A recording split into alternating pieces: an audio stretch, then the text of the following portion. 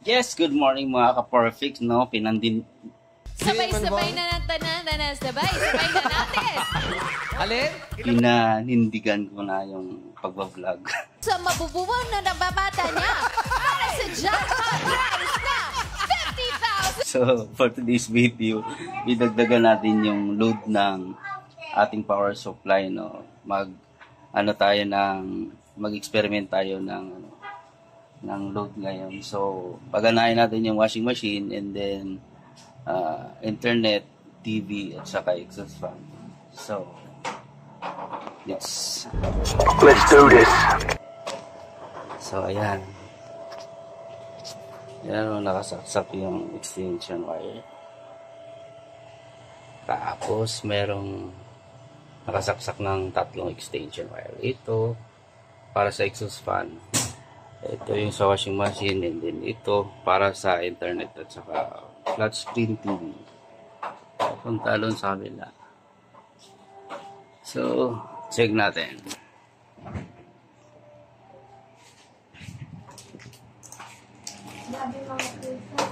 Ayan o, gumagana yung flat screen TV. And then, internet. Ngayon, check natin yung exhaust fan. Ayan, yung extension wire. Papunta dito. Ayan. Ayan o, gumagana yung exhaust fan. Tapos, yung labahin namin ngayon, ganyan karami. So, check natin kung kaya niya yung load sa lahat. Ano naman may kahinaan yung ulo mo eh. Bobo ka. Tanggap ko yun. Pero kailan ka pa nag-drugs? Huh? Ibang trip to. Bad trip. Pero Itay... Itay? Tumigil ka dyan, baka gusto mong bigwasan kita. Kabatch mo ako sa high school, Itay? Check natin. Ayan, kinaya. So, kaya niya ng load, no? Kaya yung load. So, 50 Ah lang tayo, prismatic na battery, tapos 200 watts na solar panel. Simpleng setup lang, dalawang breaker. Tapos, isang BMS na 100 amps, 12 volts, 4 series.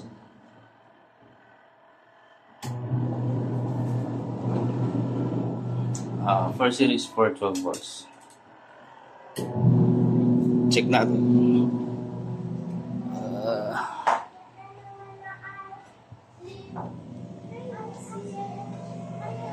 Ayan siya mga guys. So, makulimlim nga oh. RVs nga ngayon is 2.52 amps na. So, hindi niya na-reach yung 200 watts kasi makulimlim. Pero yan, sumisipa.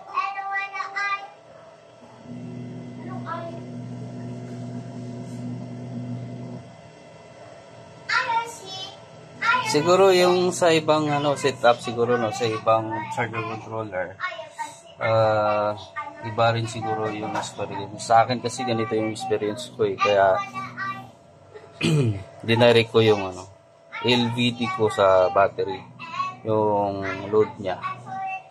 So, sa charging, dinaan ko sa BMS para pantay yung pagka-charge sa battery. Yung output naman siguro in the future kailangan ko ng fuse or breaker para sa output niya. So, I need 12 volts. As long as you survive. Bayani, I have a question though. Do you think it will really honestly affect the voice if you have a lot of sweets every day? Naku, katapusan mo na. Accent pa! Ayoko na muna. 125 amperes para kaya niya yung 1,000 load na ilabas. So, yan lang mga perfect. Kaya niya pala. Kaya yun, kaya.